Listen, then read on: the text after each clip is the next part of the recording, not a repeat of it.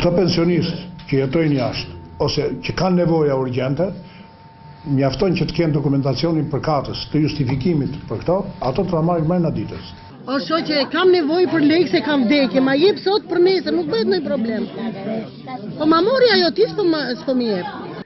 Edhe pse drejtuesit e postës deklaruan një ditë më parë se nëse pensionistët do të kenë një arsye të fortë do e marrin pensionin brenda ditës, në filiale ka ndodhur e kundërta. Punojësit nuk kanë toleruar me asnjë ditë dhënien e pagesës edhe në rast të vdekjeje. Erdha një më datën 16, se nuk e dinja që është bërë kjo rumuj, se e kam në Durrës vdekjen. E më thamë për 21, unë sot erdha, thash, ti jem aty nesër se kam punë. Do ta japin as për një ditë.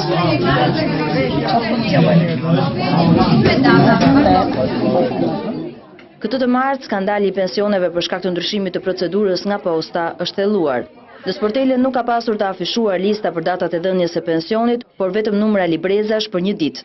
Të moshuarit janë detyruar të rinë në radhë të gjata vetëm për të marrë vesh se nuk e kanë ditën e pagesës. Madje mes tyre ka nisur të ekzistojë frika se kjo lëvizje bëhet për mungesë fondesh. As në s'pe kuptojmë që s'ka pare vërtet, apo e bëj këta, apo... 3 herë do marrë. Dhe nuk e keni marrë akoma? Ja, se kam pas marrë me datë 19, tash i thot, e kenë fund muajit.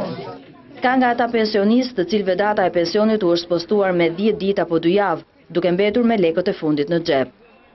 Sa lekë ka mbetur nga pensioni i parë? Aq kam, do e kam për rrugë edhe në spital mos çoj asnjë gjë. Po ja pra, është gjuna. Sa ditë do jesh me të 2000-shën? Po janë nda 30 vjet i marr. 20 sot, do rri 10 ditë. Çfarë do blesh për para? Po s'blej.